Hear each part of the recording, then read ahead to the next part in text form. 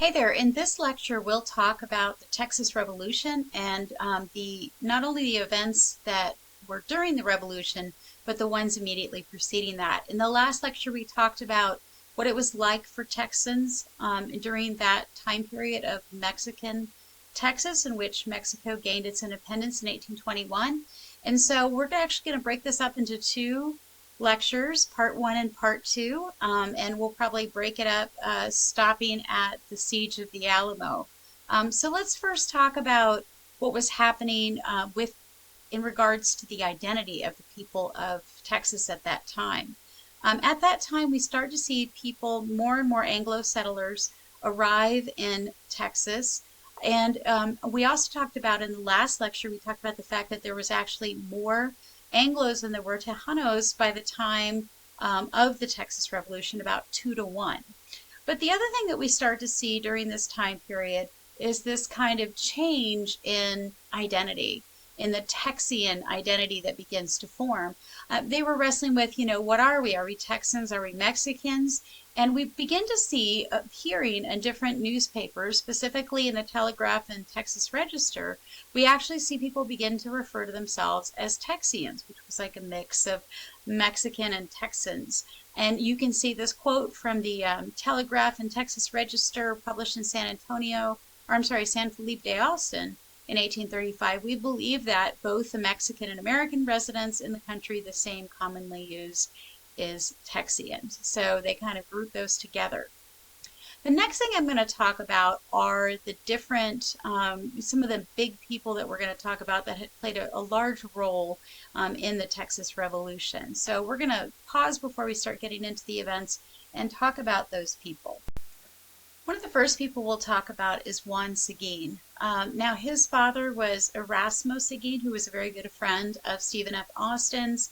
He becomes, at a very young age, politically very involved in the San Antonio area and consistently wanting to lend his hand to Sam Houston. He becomes alcalde, which is the mayor of San Antonio, at the age of 28 in 1833. And he also becomes the captain, or almost immediately appointed a captain, when Austin becomes the first commander of the army at the outbreak of the Texas Revolution. So he's also going to play, an important role at San Jacinto, as he offered his help. He also tried to make it to the Alamo for reinforcements, but he doesn't make it there in time. So the next person we'll talk about is one that, has a complex history, and that person is Sam Houston.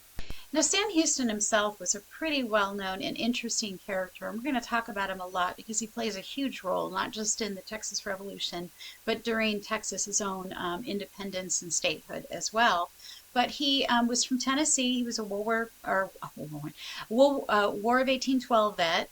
He was also a Jacksonian Democrat, meaning that he believed in the common man, and he also had great contact with Andrew Jackson, which some people were pretty suspicious of itself. Now, interesting backstory on him. He actually married a woman. She was young and beautiful, and he was really brokenhearted when the marriage ends abruptly. And when that happens, he leaves his governorship as the Tennessee governor and goes and lives with a Cherokee for a while. Now, the story is that he married a Cherokee woman and all these things like that. There's some historians that believe that and some that don't, but either way, might have just been a common law wife. He does end up coming back to Tennessee and getting involved in politics for a little while. But what happens is there's an incident between Houston and an Ohio congressman when he goes out to advocate for the Cherokee at that time in D.C. He was insulted somehow by the congressman, and then beat the congressman literally with a cane, which was a really Andrew Jackson kind of thing to do. But he was formally reprimanded by Congress, and that's when he decided to come to Texas for kind of this fresh start. And he sets up a law practice in Texas, and he's also going to be a very important part of the Convention of 1832-33, and to protest the law of 1830. So we'll talk a lot about Sam Houston. and throughout this Texas history course, but we will definitely as well today. The person we're going to talk about is James Bowie. Now, he's known, of course, for the Bowie knife, but he was a very turbulent character in Texas history and very controversial as well. He was not only was he known for his Bowie knife, but he was also a very well-known slave runner, meaning he would capture slaves in the Caribbean and illegally sell them in Louisiana. Because at this time, by 1808, the slave trade was actually illegal in the United States, even though slavery persisted. Um, but anyway, so he becomes kind of this controversial figure. He also marries a woman named Ursula de Vermendi. She was actually from a prestigious San Antonio family. Unfortunately, she died like a year later in the cholera outbreak. But we are going to learn a lot about him and his role in the Texas Revolution. Next person we'll talk about is William Barrett Travis. He was born in South Carolina, but lived most of his life in Alabama as a lawyer there. He arrives in Texas after the law of 1830, and we talked about him because he was a big part of the Anahook disturbances, and he was part of the Terrell Bayou resolutions. And so, and interestingly enough, he becomes a big part of the Texas Revolution where, remember, if you remember from the last lecture, Austin sent somebody to put down the rebellion in the Anahook disturbances, but they, kind of come together a little bit later on. And after the Anahook disturbances and after that whole event and after Austin's arrest and he comes back up, he does move to San Felipe de Austin after that. Another person we'll talk about that played somewhat of a role was another man named Benjamin Rush Milam. Now, if you've heard the name Benjamin Rush before, Benjamin Rush was actually part of the American Revolution, and he was a doctor in the American Revolution. But this is Benjamin Rush Milam. He was part of the War of 1812. He was a known Comanche trader. He actually served in the Mexican military as a colonel. But after, the centralist and federalist tug of war that happened in Mexico, he gets caught up into this political melee, and he actually ends up joining the Texian volunteers at Goliad. And so we'll talk about him and his role. And the last big one I just wanted to point out that I'm going to talk about a little bit is James Fannin. He was also a War of 1812 vet. He came from Georgia. He was a plantation owner, and he moves to Texas and becomes a plantation owner himself. He was, a vet of the Siege of Bear, and he does attend West Point, although he didn't graduate from West Point. But his issue will be that he has never led anybody before the Texas Revolution, any men into battle, and that's going to be painfully obvious when we see some of the mistakes that he makes. Okay, so that's just a few of the people. I don't touch on all of the people that maybe I should have on this one, but I'm going to talk about them during this, so I thought I would just give you a little bit of their backstory. So the first thing that we'll talk about is the infamous, come and take it event, right? This came from the Battle of Gonzales. And I do want to point out before I get into this that Gonzales itself wasn't really a hotbed of resistance at the time. But a lot of the people in Gonzales distrusted the government, okay? And also something important to note about this is at that time, since so many people came from the U.S., they had Kentucky rifles, and Kentucky rifles were extremely accurate. So the Texians at that time were well equipped with Kentucky rifles, which again were just much more accurate than the Mexican rifles were, at least at the beginning of the Revolution. Okay, so one of the things that they do, what happens is there was a cannon at Gonzales that was given to the people of Gonzales by the Mexican government in order to prevent any Indian raids. Okay, so one of the first things that the Mexican government does is say, we need to get that cannon back from Gonzales. Okay, so, they get wind of this, the people in Gonzales, and they become very defiant, and they destroy the ferry that crosses the river to come. Okay, so they're making it very difficult for the people to come there. Now, the Mexican army arrives, said they don't want to have anything, nothing bad. They just want to take the cannon, right? But they build up their defenses. They don't want to give this cannon up. And what they do, and this is where the come and take it comes in place, is they use the wedding dress. They kind of tear up the wedding dress of Naomi DeWitt, Green DeWitt's wife, who was the impresario, and they, of course, paint the very famous come and take it on the flag, right? And they actually do divert the Mexican government or Mexican troops from taking the cannon.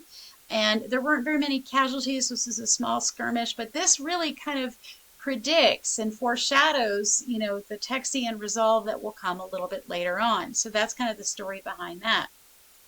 Okay, so the Mexican government begins to see, not between the Anahuac disturbances that happened previously and now the Battle of Gonzales, they begin to kind of posture and prepare themselves for war.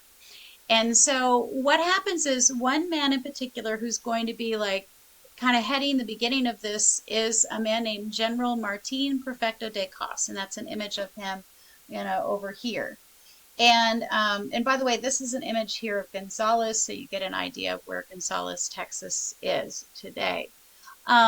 So he really tries to focus on taking back control of Texas itself, and he wants to disarm the colonists. And his other goal is to arrest those that were involved in the Anahuac disturbances. Okay, so he puts troops at La Bahia in Goliad, present day, Presidio there. And in response to that, the Texians respond and fight with General Cos, storm the Presidio, and take Goliad. Okay, so now that's where they are at that point. The Texians themselves realize that they need to form some sort of temporary government, right? They haven't declared, it's important to know, they haven't declared official independence yet. And this is also something very important because the Texians weren't really, so all of them weren't completely sold on the fact that they wanted to separate. A lot of them just wanted to restore the Constitution of 1824. So not everybody was on that particular side. Now, the Texians themselves were essentially pretty disorganized. They really didn't have very much leadership. But the one person that they did trust that was part of the Texas government, Texian government at that time, was Stephen F. Austin. Now, even though he didn't have any kind of military experience, he was well trusted, and so he's voted in. Okay. He warns that he doesn't have any experience in this, and this experience, this will show, and later he'll relinquish control of it. But at the beginning of it, that's who was controlling the military. Now, Austin, they also formed something called a consultation, in which they elected 100 people who, to come and serve as a temporary government. Now, this 100 people are going to take a while to get there. So they actually established something known as the Permanent Council. And I put that in air quotes because it wasn't permanent. It was like really semi-permanent. So I'm not sure why they called it the Permanent Council. But what the Permanent Council did while they waited for the consultation to come in and form was they got supplies to the Army. They shut down the land offices, which essentially said, we're not going to settle any land disputes right now because we're too busy with this. And they also start to ask the U.S. for funding and for help, which they're not going to formally get. They'll only get in the form of volunteers. Now, one of the first really big actions that happens from General Cos is that he brings in 650 troops and 20 cannons into the Alamo. Remember, San Antonio de Bejar is the center of Texas at this time. So something you really need to know about the Mexican army at this time. It was made up of people that really didn't want to be there, convicts, and people that were drafted into it. And so they were told you can have a reprieve from your conviction if you come in here and serve in the army. And so their heart wasn't really in it. They're just trying to avoid prison. Okay. So Austin decides that the response to this occupation of the Alamo was to lay siege. And his idea behind this was to wait for reinforcements to arrive. Now, we already know that Austin's a pretty patient dude, okay? However, a lot of the Texians at that time were really, really impatient, and they don't like this, okay? So a couple times Bowie is sent in, one by Houston and the other by Burleson that I'll talk about. But the first time Bowie is sent in to kind of scout things, he kind of, he fights with them anyway. There's a small skirmish. 27 Mexicans die and 1 Texian dies. But that's the little bit of action that happens. The siege itself was about 7 weeks long. There was also an event in which General Cos was supposed to was supposed to be getting reinforcements. There were rumors that actually what happened was that, they were bringing gold in to pay the Mexican soldiers, and so they were concerned about this. And I also want to note that by this time, Austin had stepped down. He realized that he was not the man for the job, that he was a diplomat, he wasn't a military commander. So he goes to the United States to try to plead for aid, and he kind of steps down, and a man named Colonel Edward Burleson steps in as the elected leader, okay? But anyway, we're back to this, they're supposed to get reinforcements. So reinforcements begin to come up, or what do they think supplies are? And so they attack the supply wagon, and they get into these bags, and instead of gold, which is what they thought they were, there was grass to feed the horses. And so it was kind of this like weird event that they became known as the grass fight a little bit later on. Now, I mentioned this just briefly before, but I just want to highlight the fact that there really were quite a bit of divided opinion over the rebellion, and you can see this a lot in the siege as well. About 250 to 300 people leave during the siege that grow impatient. It was 7 weeks long. Burleson himself, who was the new commander, leaves the siege and goes to Goliad for the winter. Okay? The aid from Texas or from the United States is not what they think they're going to get. They do get a lot of different people from different different volunteers that come, but there isn't the military presence that they were hoping in the sport to get. And something really too important to note, this is 1835, okay? They're like 25 years away from the outbreak of the Civil War. So the peak of the fight between slavery and non-slave states is about to happen. And so this is what's happening in the United States. A lot of people didn't want to worry about Texas at this time, okay? And we also want to note that a lot of people still wanted to really remain loyal, specifically Tejanos and Nacogdoches, Victoria, Goliad, and people that settled Irish settlements, okay? They also remained pretty normal, okay?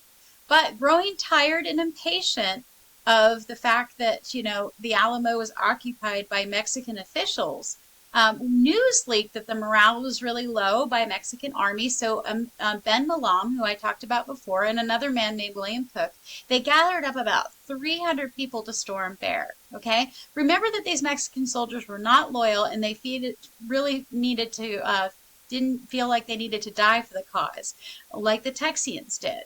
Okay, the other thing to keep in mind is that now the Mexicans have a much swifter rifle, one that's much more accurate, a British Baker rifle. And actually, Milam is picked off and killed pretty quickly after this, okay?